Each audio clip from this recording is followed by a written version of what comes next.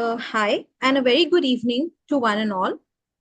This is Dr. Sufia, clinical pharmacist working at Continental Hospitals, Hyderabad. And today I'm going to be your moderator for the session Cardiogenic Shock. Before we move ahead with the session, I'll just go through the participant guidelines. So the first thing is on the website, on the FCPI website, just type your questions or responses in the comment box and click the submit button. Your questions will be discussed during the Q&A session at the end of it. After that, submit your feedback. The feedback button is available below the comment box and it will be disabled after the live session. For your certificate, the certificate of attendance will be issued within 14 days after attending the event. If you're watching the event on YouTube, please log into our website and register for the event to claim your certificate.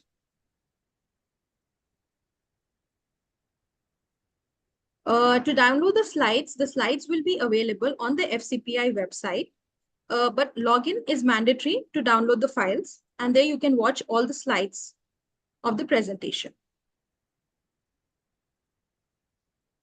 Moving ahead, so today's session on cardiogenic shock is being conducted by Dr. Idris. Dr. Idris is the head of clinical pharmacology department at Jahangir Hospital, Pune. He has 3 international publications on his name. He has also received several national awards like 3rd prize as best paper from Clinical Infectious Diseases Society of India conference and 2nd prize as best poster at Infectious Disease Congress organized by Federation of Clinical Pharmacists in India, FCPI. His area of interest are infectious disease and antimicrobial stewardship, critical care, clinical pharmacy, and clinical research. So over to you, Idris. You can take over and please begin with the presentation. Good evening, everyone. So today we are discussing cardiogenic shock. So let's start with our presentation. So a disclosure, I have nothing to disclose related to the content of this presentation. So let's understand the concept of cardiogenic shock with a case. So a 50-year-old male man with DM and HTN presents with the anterior ST segment elevation myocardial infarction. This patient is taken emergently to the CAT lab and stent placed in LAD. Now, LAD is a myocardial artery. Now, this patient is transferred to medical ICU for post-procedure monitoring. Now, initial vitals are BP 75 by 50 with mean arterial pressure of 58, heart rate 110, SpO2 85% on room air, and physical examination shows lethargic, elevated jugular venous pressure, increased work of breathing, bilateral crackles, 2+ bilateral lower extremity edema, and local extremities. Now the patient's X-ray look like this. Now, what happened to this patient? How to diagnose it? How to manage it? So we shall look all of these questions in our presentation today. So our learning objectives are: what is shock? What are different types of shock? What is cardiogenic shock? Different types of terminologies used in cardiology and cardiogenic shock, diagnosis of cardiogenic shock, management of cardiogenic shock as per guidelines, inotropes and vasopressors used in cardiogenic shock. Now, before going through cardiogenic shock, let's first, in a very brief manner, understand what is shock. Now, shock is life-threatening condition of circulatory failure, causing inadequate oxygen delivery to meet cellular metabolic needs and oxygen consumption requirement, producing cellular hypoxia and tissue hypoxia. So if we consolidate the entire shock in just one line, so what actually shock is just tissue hypoxia and circulatory failure. Because of it, the organs are not receiving enough oxygen and which precipitate the patient into hypoxia. Now, the effects of shock are initially reversible but rapidly become irreversible, resulting in multi-organ failure and death. So if the shock is not managed well, it can lead to multi-organ failure and which can consequently let the patient death. Now, this is the summarization of the shock. Shock is poor tissue perfusion, which can cause end organ damage, cell death, then it can cause multi-organ failure and which can lead to bad outcomes like death. Now, there are different types of shock. There are 4 major categories of shock which are recognized. The first is distributive shock, cardiogenic shock, hypovolemic shock, and obstructive shock. So today we are discussing cardiogenic shock. So cardiogenic shock is a life-threatening condition where the heart is unable to pump enough blood to the rest of the body due to cardiac dysfunction. So in cardiogenic shock, the shock is because of something happening wrong in the heart. So the etiology of shock in this case is heart. This leads to acute hypoperfusion and hypoxia of the tissues and organ despite the presence of an adequate intravascular volume in the cardiovascular system. So in this, in cardiogenic shock, you have enough amount of fluid into your body, but that fluid is not getting distributed into our body. So why it is not distributed? Because of some cardiac origin, which is causing it. So that is why it is termed as cardiogenic shock, which is from cardiac origin. Now, what are the hemodynamic criteria to diagnose shock? Cardiogenic shock. The first is sustained hypotension, which is BP, systolic BP less than 90 mmHg for more than 30 minutes. Reduced cardiac index. Now, what is cardiac index? We will see further in our presentation. But for now, just to justify this concept here, so cardiac index less than 2.2 liter per minute per meter square, and elevated pulmonary capillary wedge pressure of more than 15 mmHg.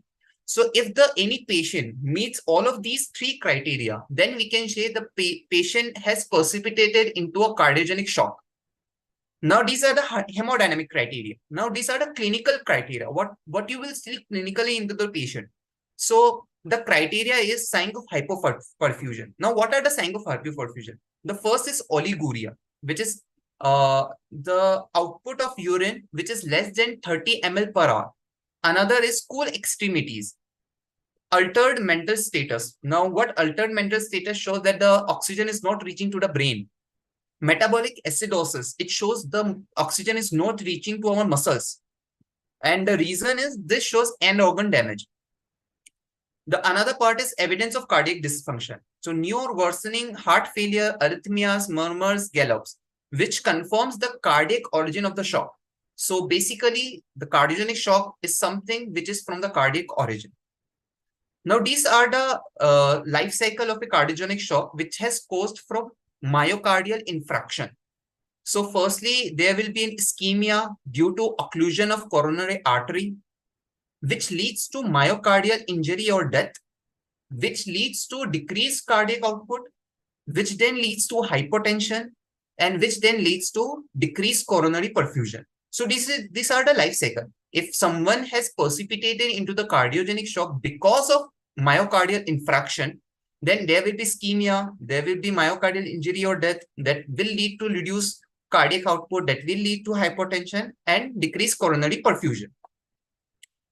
Now, these are the different etiologies of cardiogenic shock. The most common etiology of cardiogenic shock is myocardial infarction, which causes a cardiogenic shock in 80% of the patient.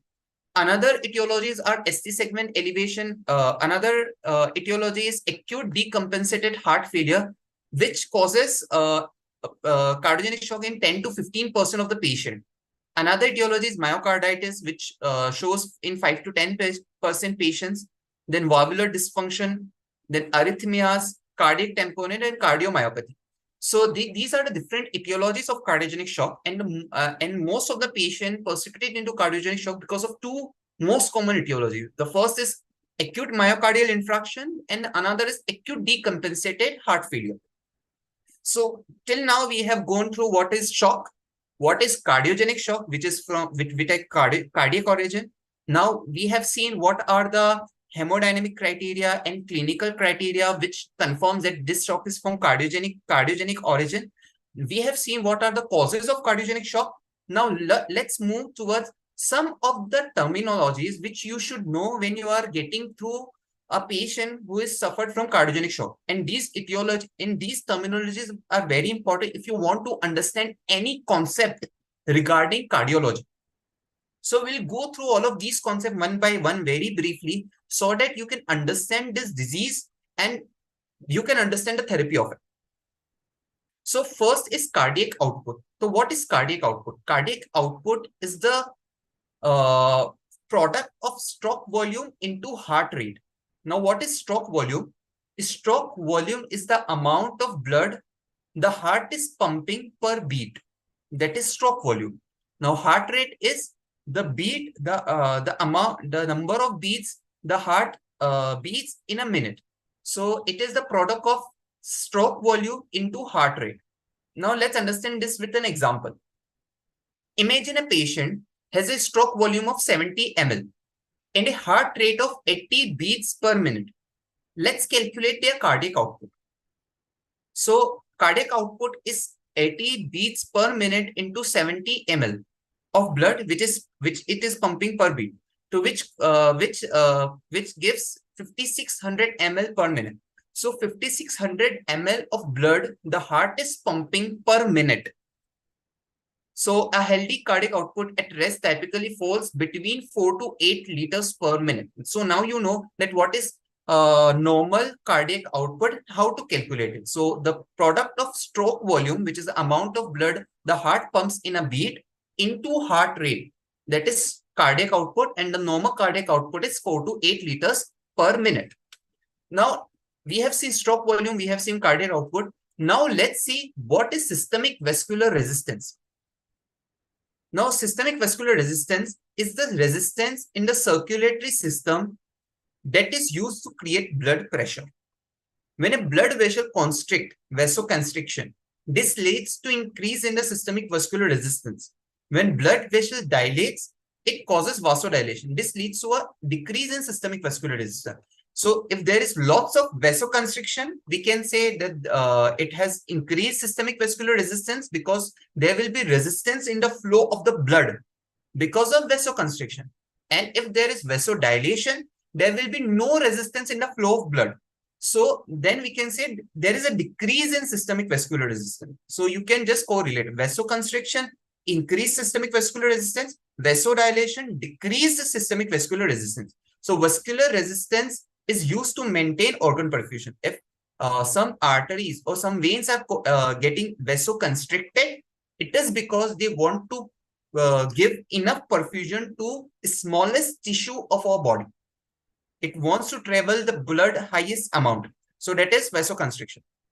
So for an example, which one of these arteries will have a higher systemic vascular resistance? A, B, or C? So the answer is B, due to highest vasoconstriction. In this, we can see that B has a highest vasoconstriction. That is why B has a highest systemic vascular resistance. Now, which one of these arteries will have higher systemic vascular resistance, A or B? Now, the answer is A, due to high vasoconstriction because of the plaque in the artery. Here you can see the artery is constricted due to the presence of plaque here. So it has a higher systemic vascular resistance than this normal artery. Now you understand the concept of cardiac output. Now you understand the concept of stroke volume. Now you understand the concept of systemic vascular resistance. Let's go towards afterload and preload now. Now what is preload? The volume of blood in the ventricles and the end of diastole. So there are two different types of heart beats. One is diastole, another is systole. So in diastole, the atrium of the heart contracts. In systole, the ventricles of the heart contracts. So when there is contraction in the atrium and the blood is getting transferred from the atrium to the ventricle, so the amount of blood which is transferred after a diastole is preload. Okay. And what is afterload? Afterload is the amount of pressure that the heart needs to exert to eject the blood during ventricular contraction. So the amount of resistance the heart must compensate to throw the blood out of the heart. So when the preload is increased, when there is increase in venous return, When there is increase in the blood volume, it increases the preload. It increases the amount of blood reaching to the ventricles. Now, what is afterload? Afterload is the amount, is the resistance the heart gets when it's want to pump blood out of the heart. So when it increases in aortic stenosis, it increases in arterial constriction, it increases in the when the blood viscosity is high. Now we have understood cardiac output, stroke volume, systemic vascular resistance, afterload, preload. Now let's see mean arterial pressure, inotropes and vasopressors. Now what is mean arterial pressure? Arterial blood pressure is the inflow pressure of the organ perfusion. Therefore, it provides an indirect measure of the blood flow to the organs. Mean arterial pressure more closely reflects entry pressure for perfusion of most vital organs. Okay, so this now mean arterial pressure, this is what we are talking at the tissue site, at tissue level. At what pressure the blood enters the tissue. It's the mean arterial pressure. Now, this is the formula of calculating mean arterial pressure. Now, let's just understand it with an example. So, as an example of calculating mean arterial pressure, let's say someone has a blood pressure of reading of 120 mmHg systolic and 80 mmHg diastolic. We can use the following formula to estimate their MAP. So, MAP is diastolic pressure into 2 plus systolic pressure above 3. This is the formula. Now, we will calculate the mean arterial pressure based on the readings of this values. So the MAP is, the final MAP we will get 100 mmHg. Now, what is the normal range of mean arterial pressure? The normal range of mean arterial pressure is 70 to 100 mmHg. And this is the formula how we will calculate it. So mean arterial pressure is the pressure at the tissue level.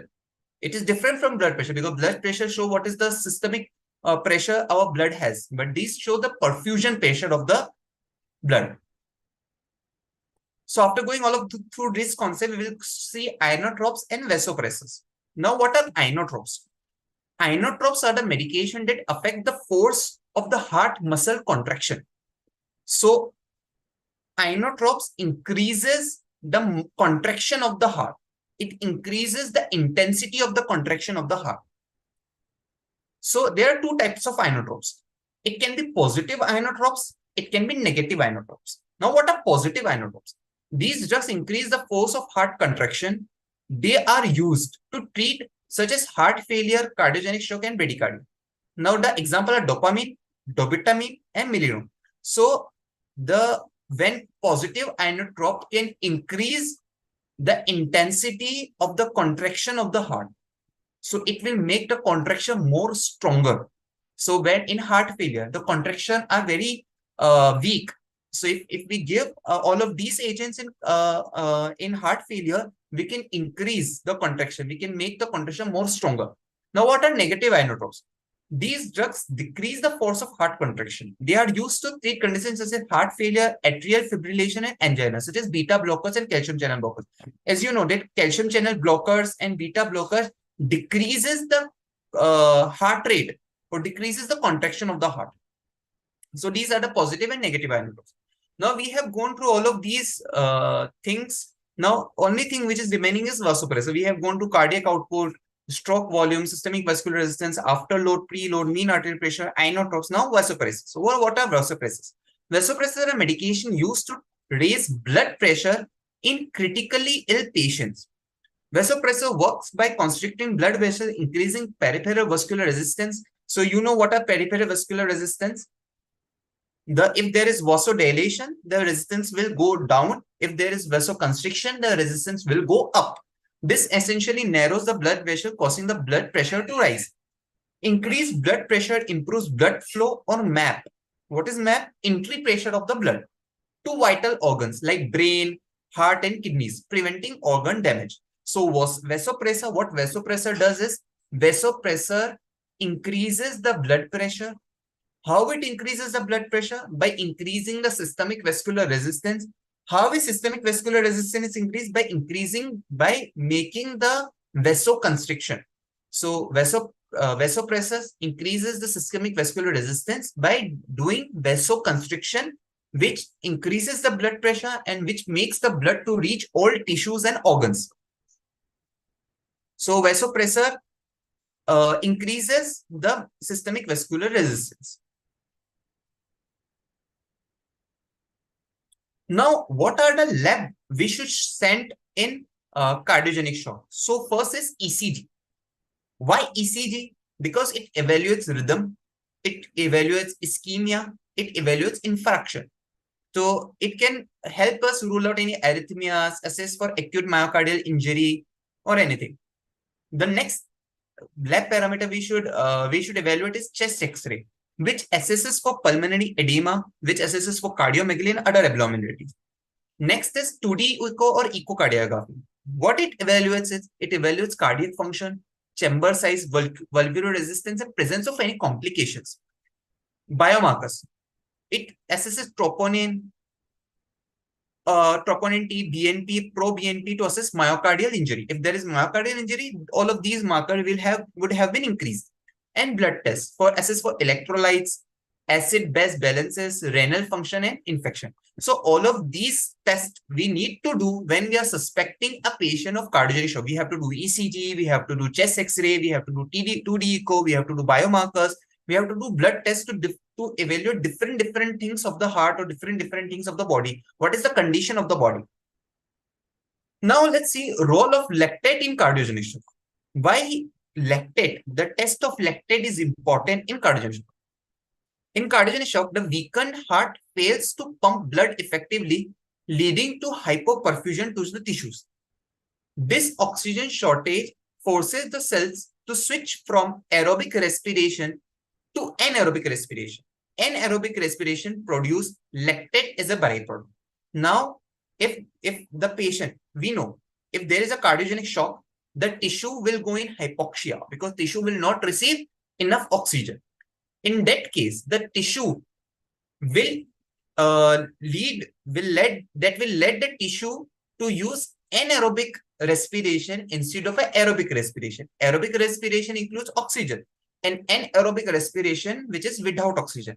So the tissue, when the tissue is respirating without oxygen, it will produce lactate as a byproduct. So when you see higher amount of lactate in blood, means that there is tissue perfusion, tissue hypoxia. There is tissue hypoxia when there is higher number of lactate. So what is the normal value of lactate is 2 millimole per liter, less than 2 millimole per liter. If it increase more than 2 millimole per liter, then the patient is going in hypoxia, means no oxygen supply.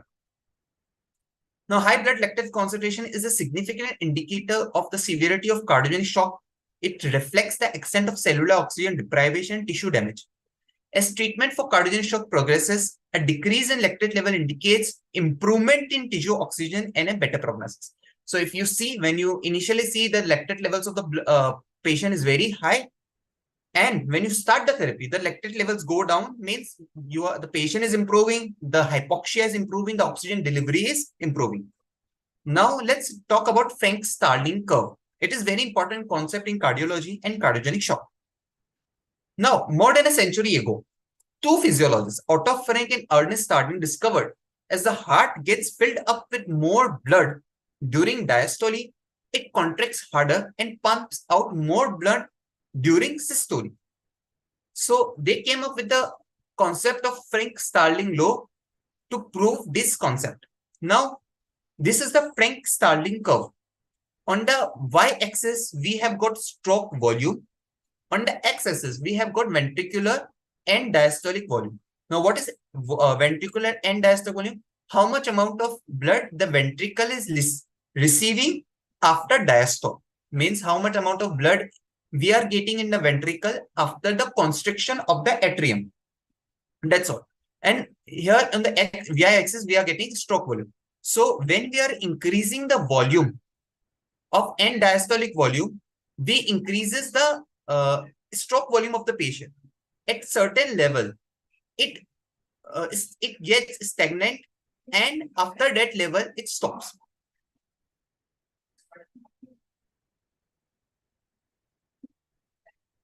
Just a minute.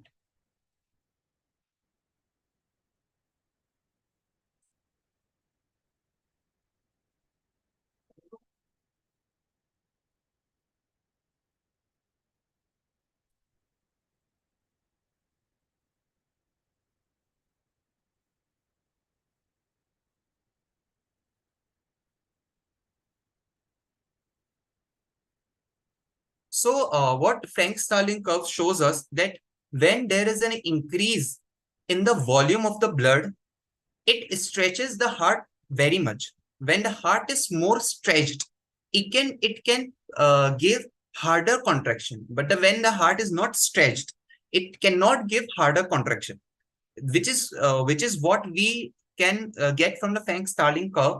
When you are increasing the volume of the blood, the stroke volume is also increasing. So when you increase the blood volume of the body, the stroke volume is also increasing, but up to a certain level. Here at this level, the heart is maximally stretched and it can give highest contraction. After that level, the stroke volume gets decreased. So what Frank-Starling curve shows us, the Frank-Starling mechanism is a physiological principle that explains how the heart responds to the changes in a venous return, means higher amount of fluid. So when there is a high amount of fluid, you can get harder contraction of the heart. Why you get harder contraction? Because the heart is more stretched. So you get a higher contraction of the heart. When there is low amount of fluid, you get the weaker contraction of the heart. So you have to maintain good fluid level to get the maximum contraction of the heart. That is what Frank-Starling curve shows. And it also shows that up to a certain level, you can increase the stroke volume by increasing the fluid while increasing the venous return to the patient. But after a certain level, when the heart is saturated, when the heart is maximally stretched, it cannot contract much harder now. And then the cardiac output or stroke volume get decreased. Increases in the venous return cause the heart chambers to fill with more blood, which then cause the heart to stretch and contract more forcefully and pump more blood out of the rest of the body. Now let's see with an example. Now let's understand how positive inotropic effect and negative inotropic effect can change the Frank-Starling curve. So there are two things. If we have introduced positive inotropic agent like dobutamine, which we had just discussed, if we are including dobutamine to the patient regimen, the contractility of the heart is increasing. In that case, the heart can accommodate more fluid, and there is positive inotropic effect. Now, if we are giving beta blockers to the patient, the heart rate or heart contraction is decreasing, which can give negative inotropic effect. So this shifts the Frank-Starling curve above or by the positive inotropic effect. By negative inotropic effect, the Frank-Starling curves goes down. So there is extrinsic control through systemic sympathetic stimulation like hormones like epinephrine or medication like digoxin, which can increase the positive inotropic effect and shift the curve to upper side. The negative inotropic effect like beta blockers can decrease the curve to lower side. Now let's understand this with an example. Now a patient resting Frank-Starling curve is shown and denoted by curve 1. Which of the following scenarios would cause the patient Frank-Starling curve to more closely resemble that denoted by curve 2? So in this question, they are asking that which of these conditions can cause the Frank-Starling curve to shift from curve 1 to curve 2? So is it myocardial infarction? Is it propranolol administration? Is it digoxin administration? Or it is the heart failure? So answer is C, digoxin. So factors that increases the cardiac contractility, also referred to as inotropy, will cause the curve to shift upward to the left. Example of such factors include exercise, increased catecholamine release, flight and fight responses, and inotropic medication like dobutamine or milidol. So it is increasing the contractility of heart. It is increasing the more fluid that is accommodated by the heart. Now, what is cardiac index? Cardiac index is a measurement used to assess how well the heart is pumping blood relative to a person's body size. It takes into account what amount of blood pumped by the heart each minute, that is cardiac output, and the surface area of the body. Now, the normal range of cardiac index at rest is generally between 2.6 to 4.2 liters per meter square. Now, usually we use cardiac output, but that parameter to measure the how much amount of blood is getting out of the heart. But usually the cardiac index is more accurate because it just does not consider what is the cardiac output of the heart, but it also consider what is the makeup of the body size of the patient. So if the patient is obese, the cardiac index will tell us how much amount of blood is reaching to the tissue level. So why it is important? A large person typically has a larger body surface area and will need more blood flow to their tissues compared to a smaller person. Therefore, a simple cardiac output measurement alone wouldn't be sufficient to determine how well the heart is functioning. By factoring in body size, the cardiac index provides a more accurate picture of heart function. So how it is calculated? The cardiac index is calculated by dividing the cardiac output by body surface area of the body. Now let's understand this with an example. A 70-year-old male with a body surface area of 1.8 meter square has a cardiac output of 5.4 liter per minute. Calculate its cardiac index. Now, cardiac index would be 5.4 liter per minute divided by 1.8 meter square, which gives a 3 liter per minute per meter square. So, which is normal. So, the normal cardiac index is 2.2 liters to 4.2 liters. Now, let's go through Forrester's acute heart failure classification. So, what is Forrester's acute heart failure classification?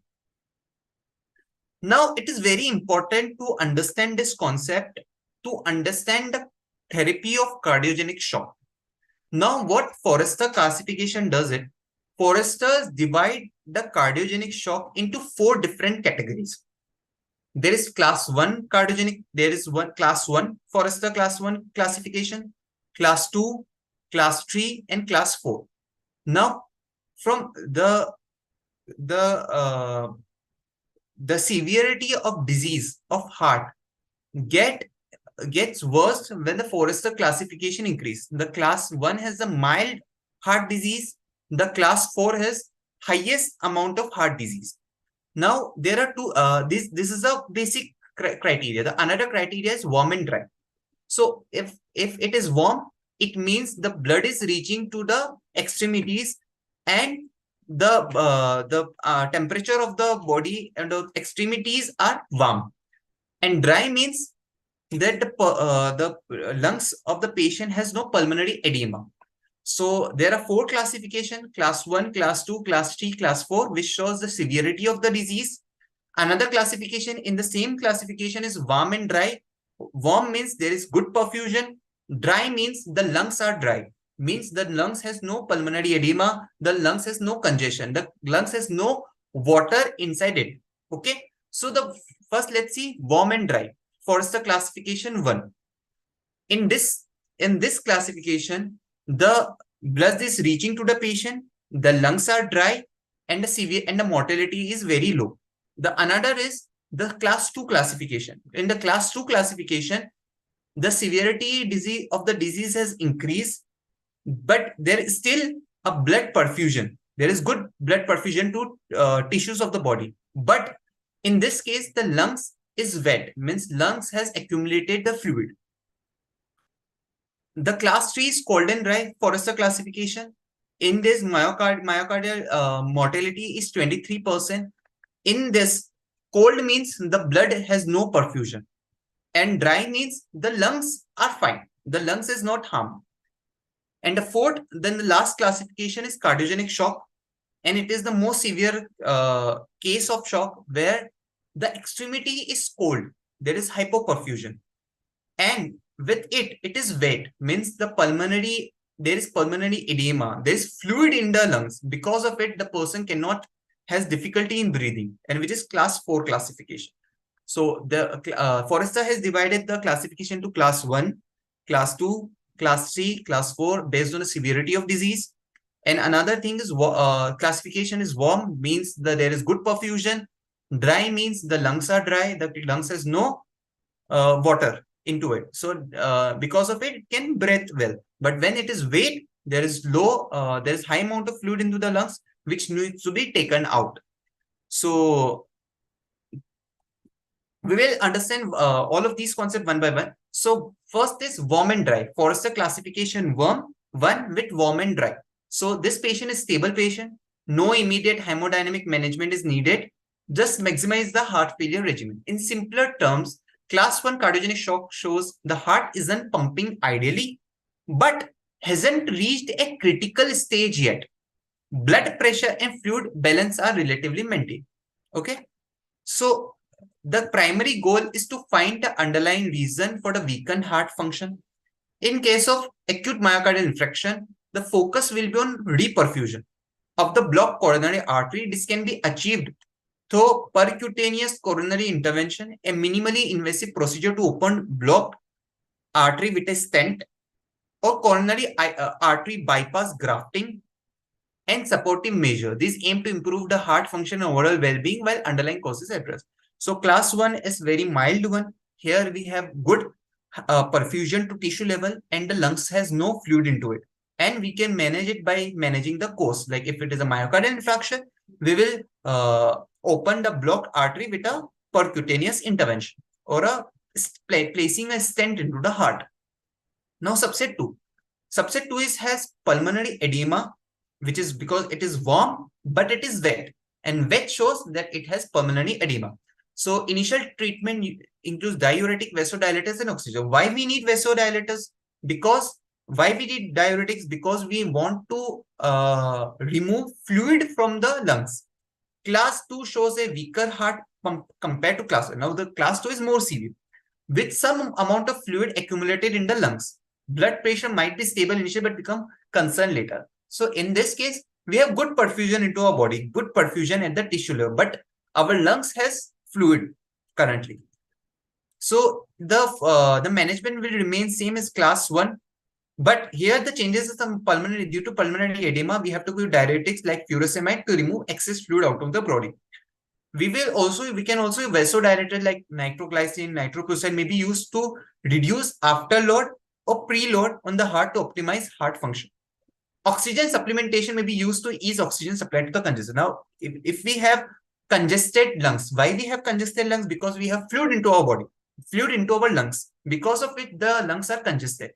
There will be difficulty in breathing, and to ease that, we will provide oxygen to the lungs as a supplementation. Now, third category is cold and dry. Now, here there is hypoperfusion because the extremities are cold, but the lungs are dry. The lungs has no fluid into it. So it indicates inadequate perfusion and hypovolemia. So which is pulmonary capillary wedge pressure less than 15 mmHg, which shows that we should give fluids to the patient. Why we need? Because the patient needs fluids. The patient has not enough fluid. That is why the extremities are cold because of low blood volume. The class T Forrester classification of the cardiogenic shock signifies a more critical stage with markedly depressed heart function, with fluid built up in the lungs, may or may not be present. Maintaining adequate blood pressure becomes a major challenge. Okay, because the extremities are cold, we have to maintain a good tissue perfusion. So we have to get good vasoconstriction, and this is how we have to manage it. But here, the lungs has no fluid. The lungs are dry. Now the management will remain same. The only thing which differ is because here the patient is cold, means there is hypovolemic state. So we have to provide more fluid to the patient, and we have to and the patient has in this patient, the blood is not reaching to the extremities. So for better perfusion, we will include vasopressors like norepinephrine may be used to improve the blood pressure and systemic vascular resistance, which is high systemic vascular resistance means vasoconstriction, low systemic vascular resistance means vasodilation.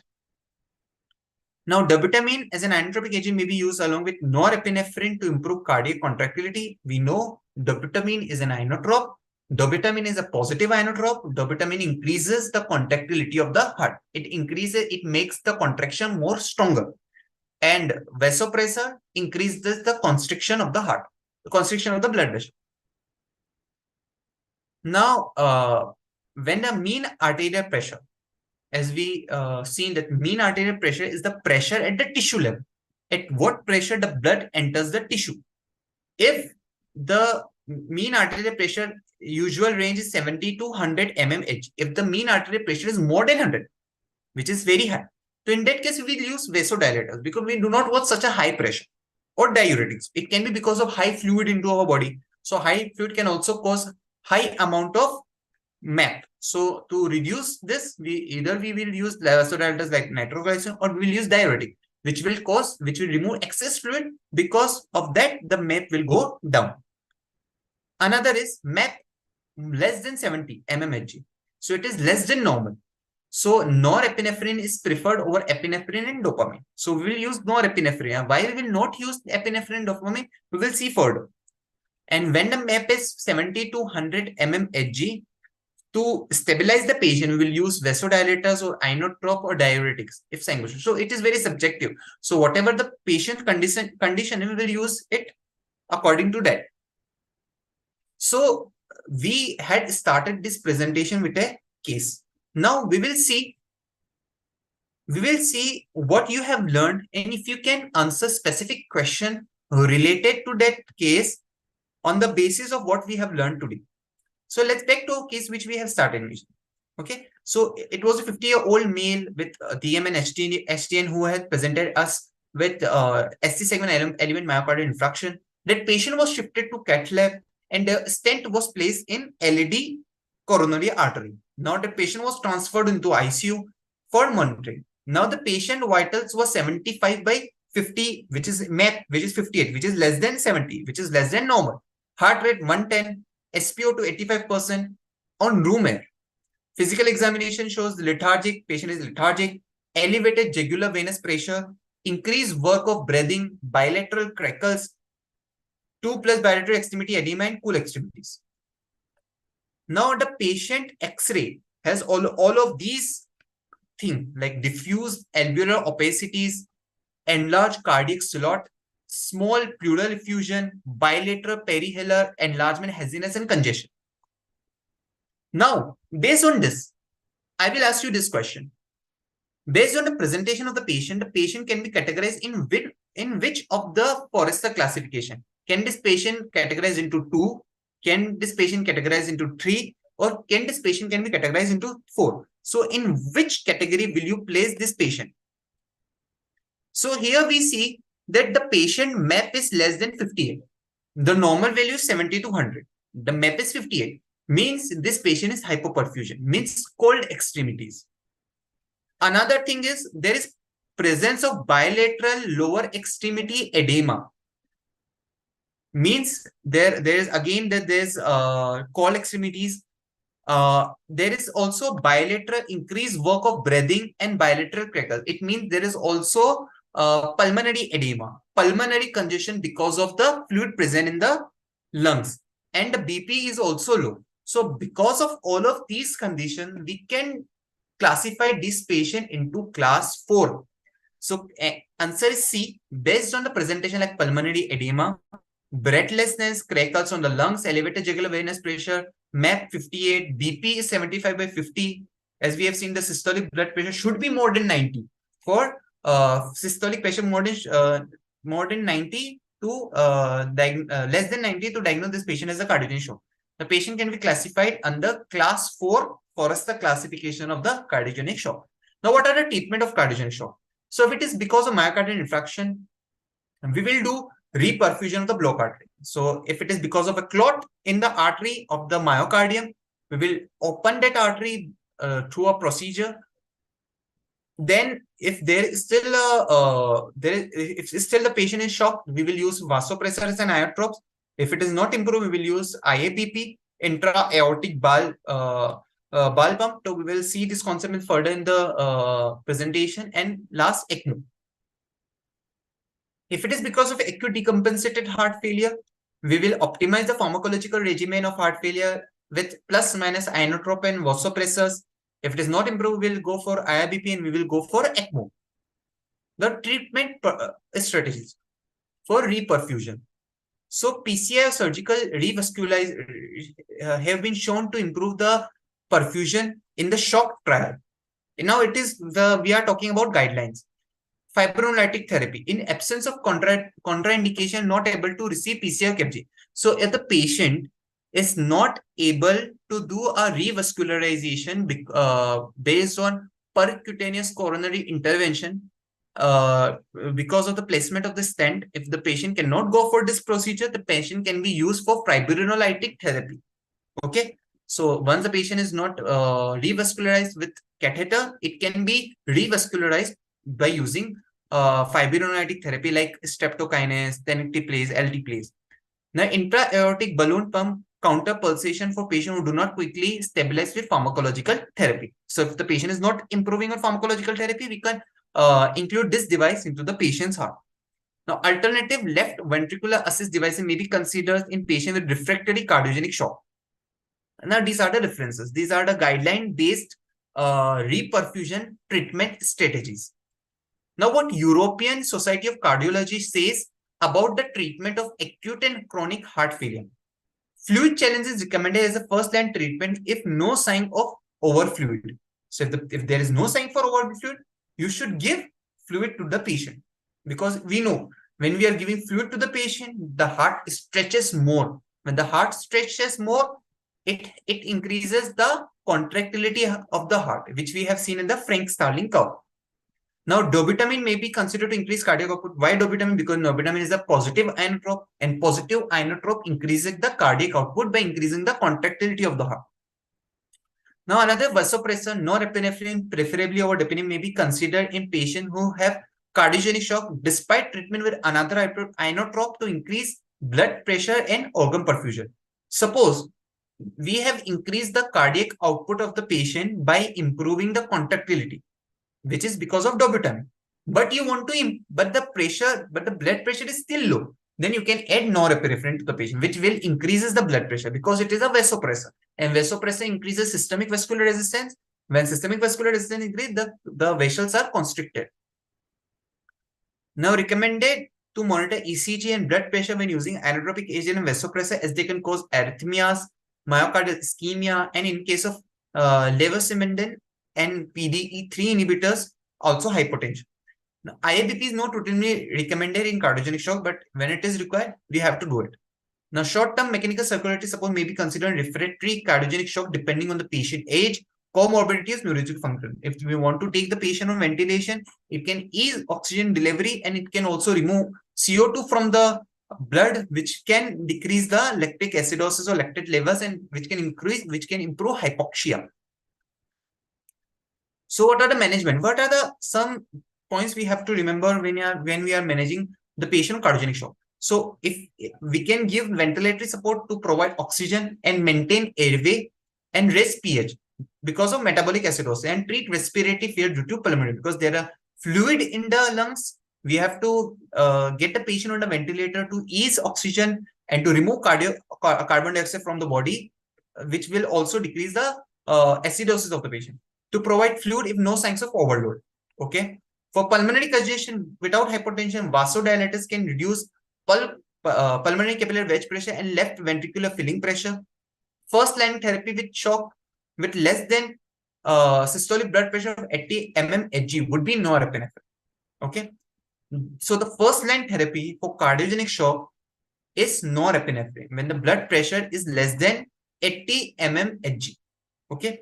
The administration of dobutamine, an inotropic agent, is limited to less sick patient with low cardiac index and borderline low blood pressure, but without severe hypotension. So if the cardiac contractility is low, but the blood pressure is on, it is not very lowered. It is on the moderate side. The blood pressure is okay, but the contractility is not good. So we will add dobutamine, and we will also include norepinephrine. So what norepinephrine will do? Norepinephrine will increases the blood pressure, and dobutamine will increase the contractility of the heart. So both, one will take care about blood pressure and another will take care about the cardiac output. So this is how we have to manage cardiogenic shock.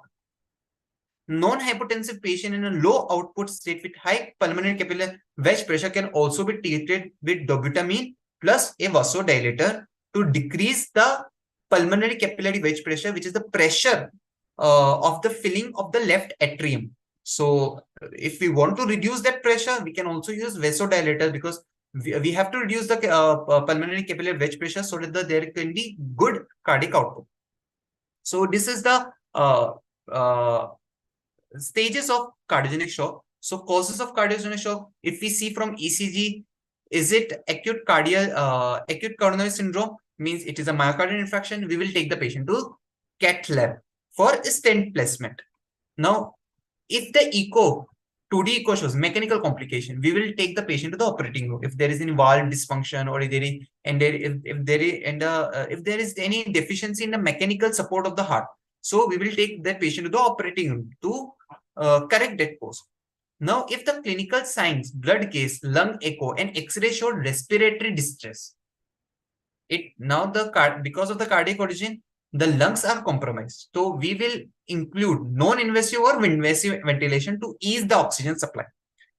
Now, if you see oliguria and decreased GFR, means if GFR is decreased, means there is hypoperfusion in the kidneys, means the hypoperfusion has reached to the organ level. And what organ? It has reached to the kidneys. So there is hypoperfusion in the kidneys. It will lead to low GFR.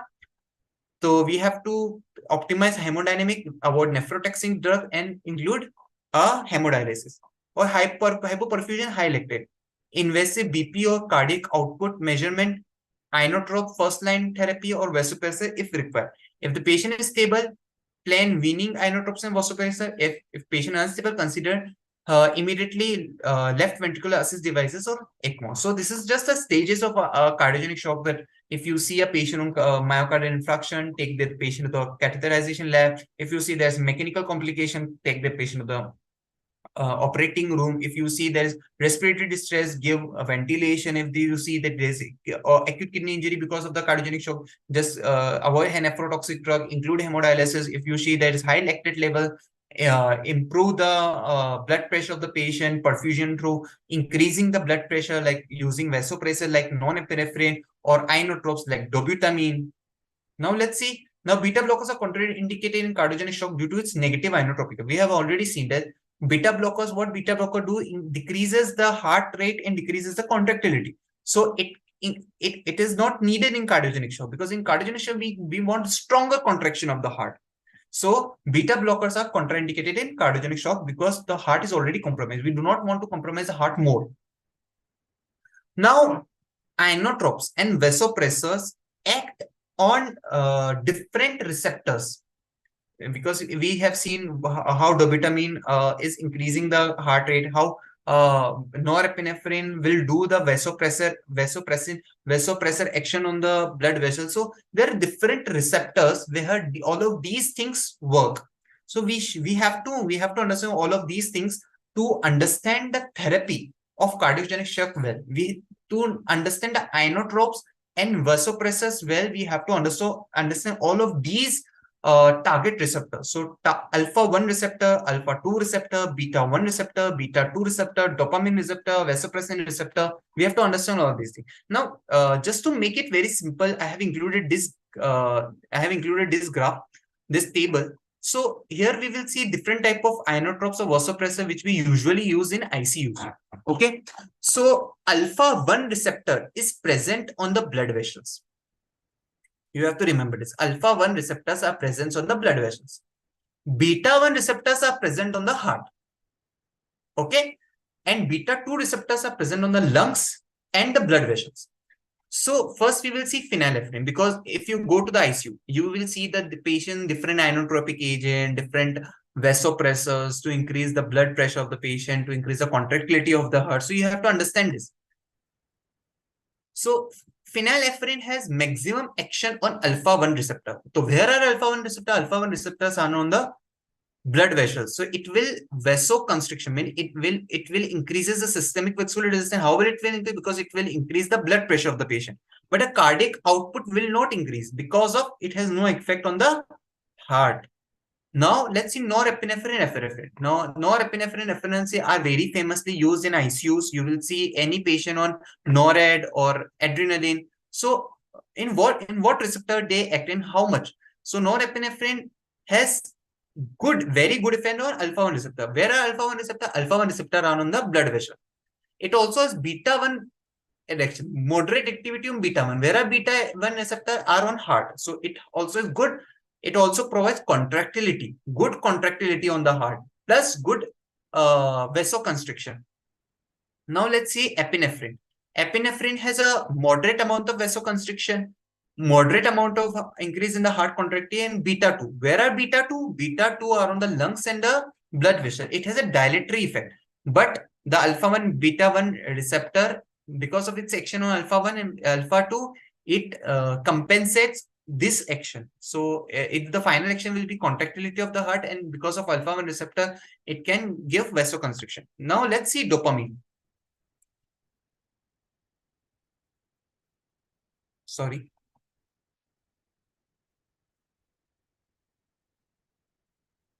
Now, dopamine has a different action on different doses. At 0.5 mcg, 0 to 0.5 mcg per kg, it has beta 2 activity. Means it will cause vasodilation and it will increase the renal blood flow.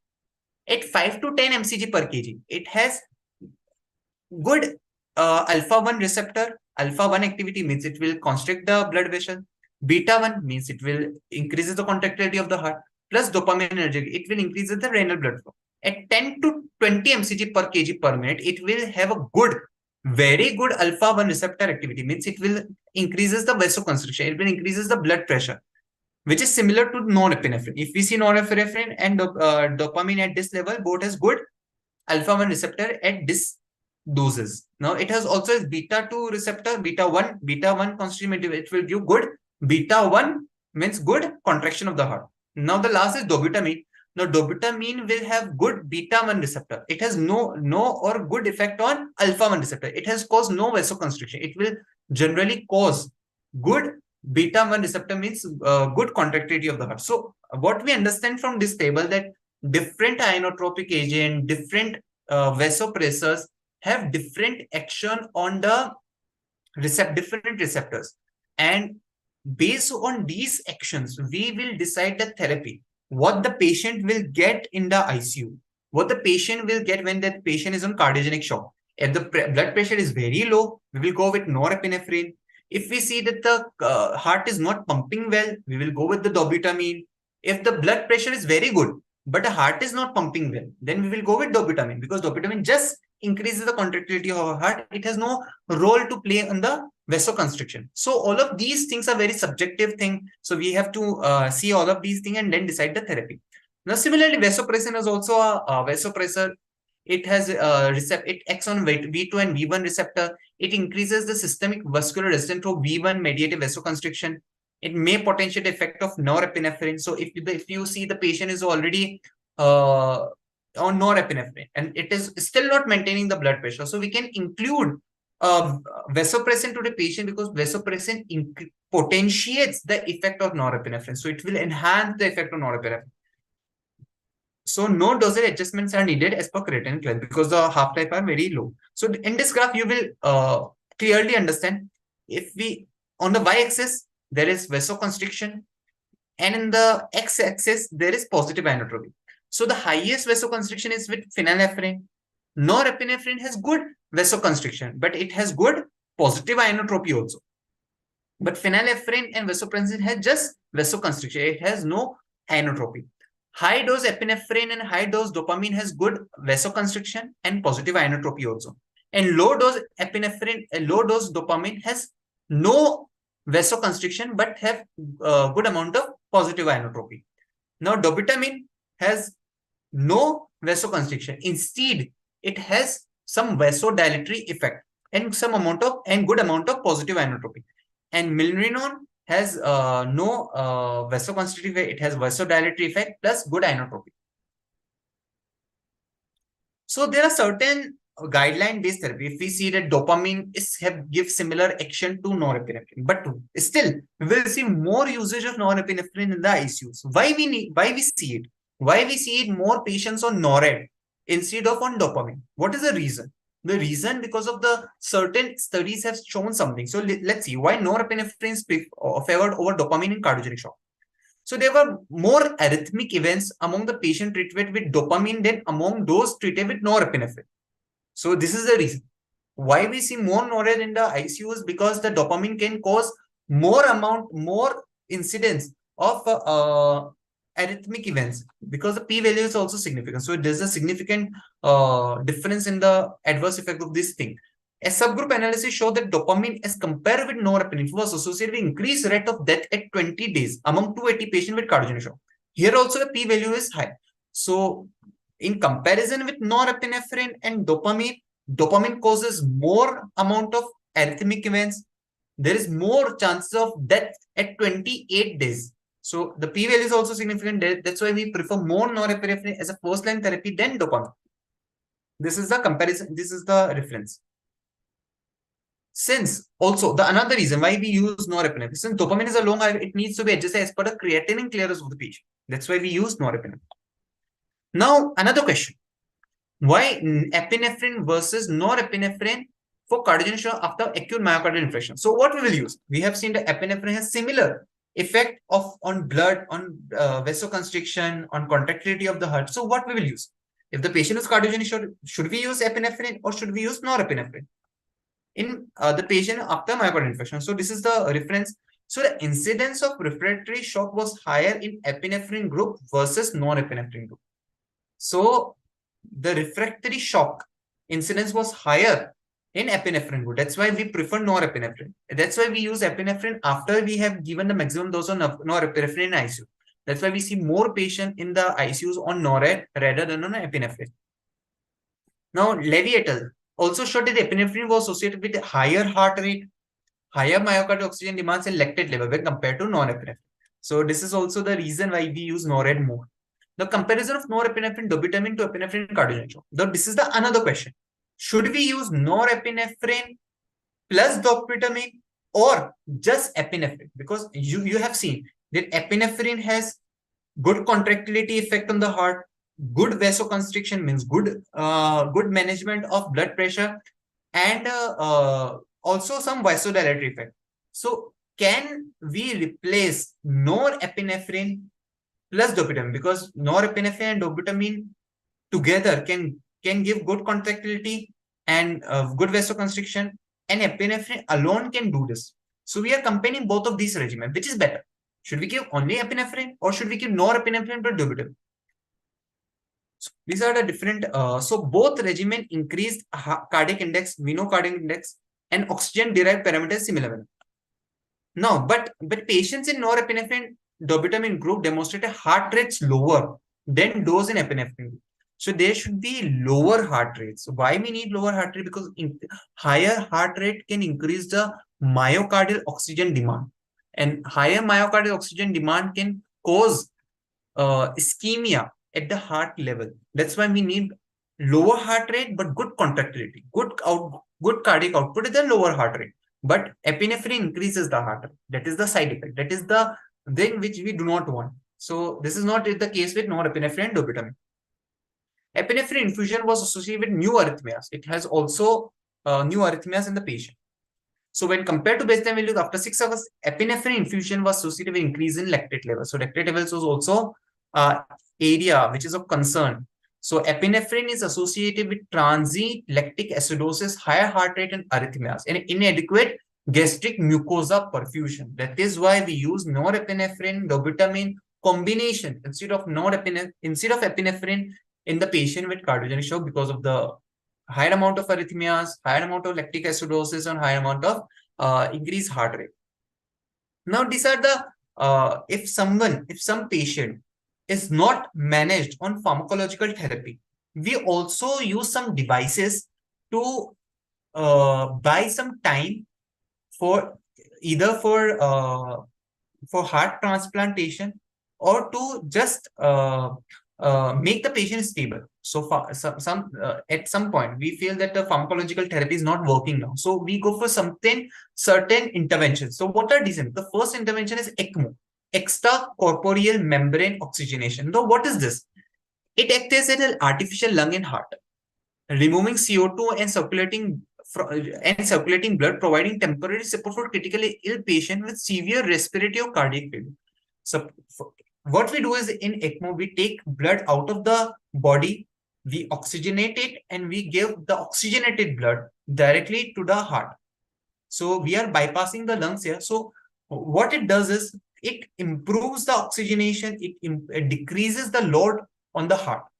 So this is extracorporeal membrane oxygenation. In cardiogenic shock, ECMO primary serves as venous arterial, removing deoxygenated blood from a large vein and returning oxygen directly into the artery, bypassing the struggling heart and lungs. So we are bypassing both heart and lungs, and we are providing oxygenated blood directly to the body so that the heart and lungs get stabilized, the patient gets stabilized, or buy some time for heart transplantation or lung transplantation. So it is about the advantage. Powerful, it has powerful mechanical support. Sorry.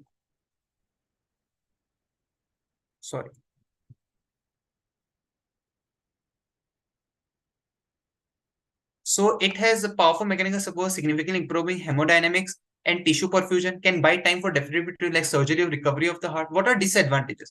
It is highly invasive, requiring cannulation of blood, major vessel carrying risk of bleeding, infection, other complication. It is also expensive, resource intensive, requiring specialized expertise and management. So these are the different advantages and different disadvantages of this procedure. Now, another thing which we also use in our hospital is intra-aortic balloon pump.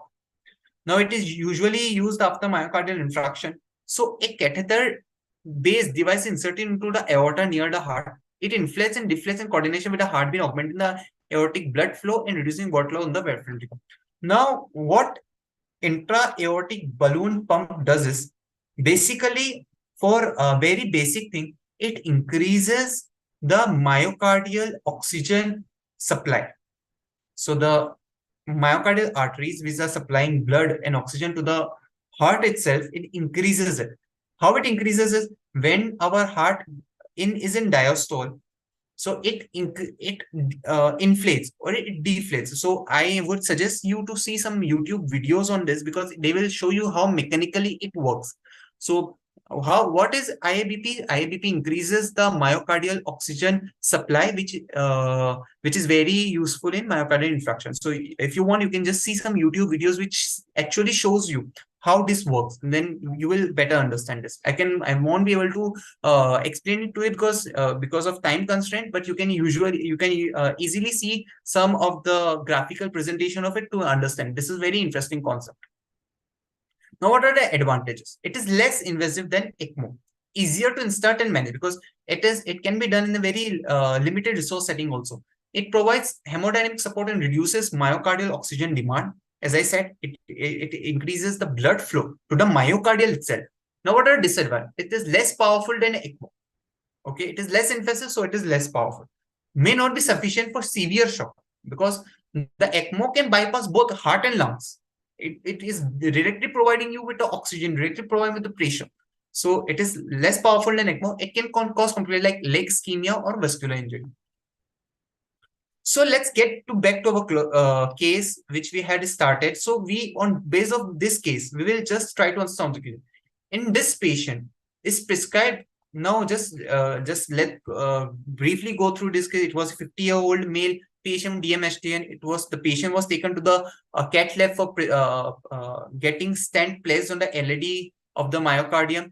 Now the patient was transferred to ICU. The patient BP was 75/50, MAP 58, heart rate 110, SpO2 as 85% on room air. The physical examination showed lethargic, elevated jugular venous pressure, bilateral crackles, and lower extremity edema. Now, this was the lungs X-ray of the patient. Now, let's try to answer some of the questions based on this case. Now, this patient is prescribed with 500 ml of normal saline state. Is this order correct? As a clinical pharmacist, what you will say on this? Because the patient already has edema in the lungs. Is this order correct? No. The order is not correct. Because since the patient already has pulmonary edema as visible on the X-ray, and has breathing difficulty clinically because of the volume, because of the water present in the lungs. Extra fluid infused may worsen the situation. The patient is a candidate for diuresis. Instead, we should give some diuresis. Also, it is very subjective thing. Now, what will be the choice of vasopressor or inotrope in this patient? So we have learned about vasopressor, we have learned about inotrope like vasopressor like norepinephrine, epinephrine, or inotrope like dobutamine. So what will be the choice of therapy in this patient? So dobutamine, norepinephrine, dopamine, and epinephrine. So the answer is B. Norepinephrine. Since norepinephrine is drug of choice in cardiogenic shock, because the guideline shows that the first line of therapy in cardiogenic shock is norepinephrine. Dopamine would not be initially, as systemic blood pressure is less than 19 mmHg, because the blood pressure is already very low, and dopamine is usually needed to increase the contractility, and it also has vasodilatory action. So it can worsen the BP because of the specific receptors it targets. But norepinephrine have no such issues. We cannot use epinephrine and dopamine as shown higher incidence of arrhythmias when compared with norepinephrine, so would not be the first choice. So as per guidelines, we have seen that epinephrine can cause arrhythmias, dopamine can cause arrhythmia. The chances are very less with norepinephrine, so we will go with the norepinephrine first. Now next question, his lab work shows elevated lactate and decreased urine output. Which of the following vasopressors should be preferentially avoided due to its potential of gut ischemia? Dobutamine, norepinephrine, epinephrine, and vasopressin. The answer I have already given in the previous slide. Epinephrine. Dopamine can cause vasoconstriction in the splenic circulation, leading to decreased blood flow to the intestine and potentially causing gut ischemia. Norepinephrine and dopamine have a lower risk of this side effect. So epinephrine can cause gut ischemia. It has side effects such as gut ischemia, but noradrenaline and dopamine is comparatively safer. So these are my some of my references. Now I would invite you to see the next presentation, the next webinar coming on antimicrobial dosing in obesity, which will be presented by Swati Samban on 11th May, 7 p.m. Indian Standard Time. Another presentation which is coming from Critical Care Forum, from the Infectious Disease Forum, is antimicrobial dosing in patients on peritoneal dialysis. So it is a very interesting topic. You must attend it. It is on 12th May on 6 p.m. and it will be delivered by Mohammed.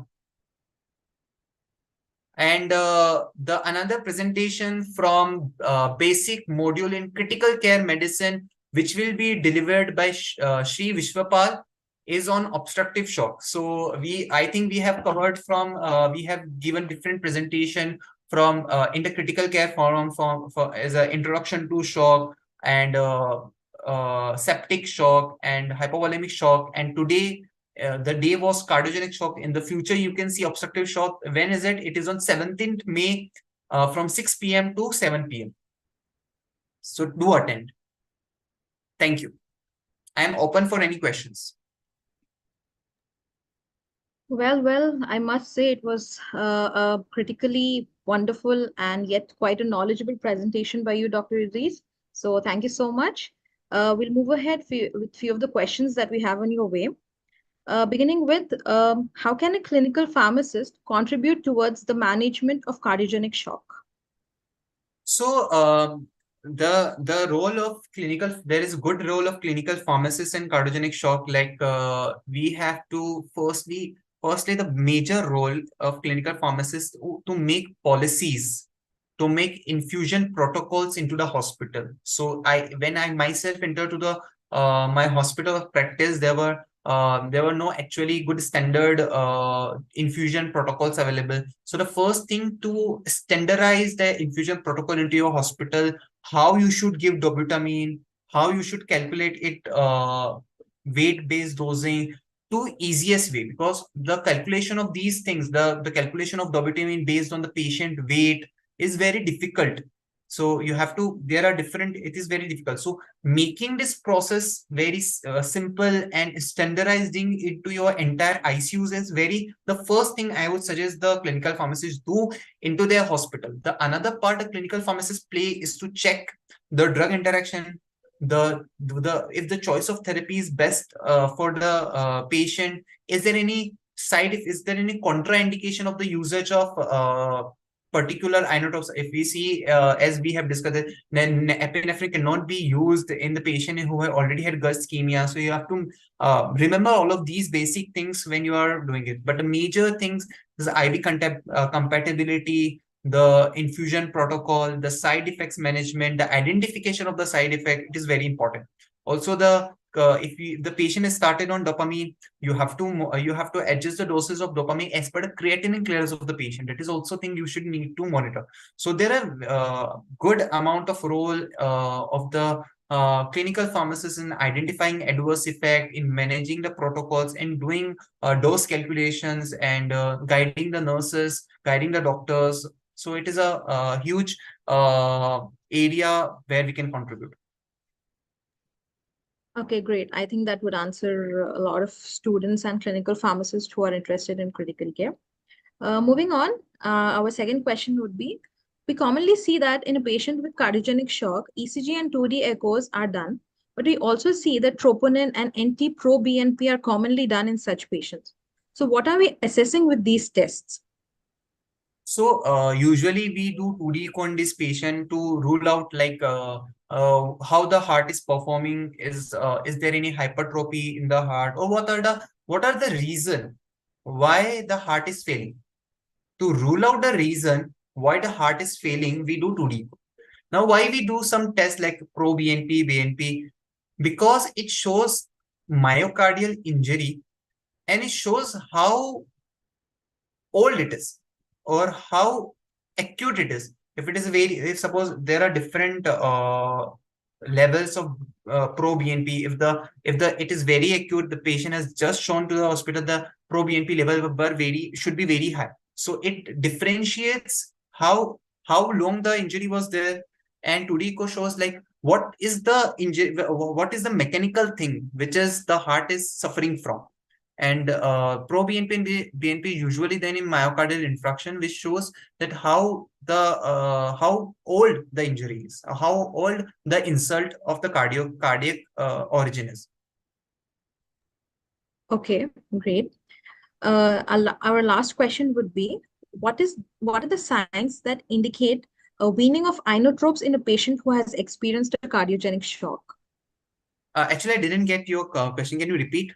What are the signs that indicate weaning of inotropes? When can we wean off inotropes in a patient who has experienced a cardiogenic shock?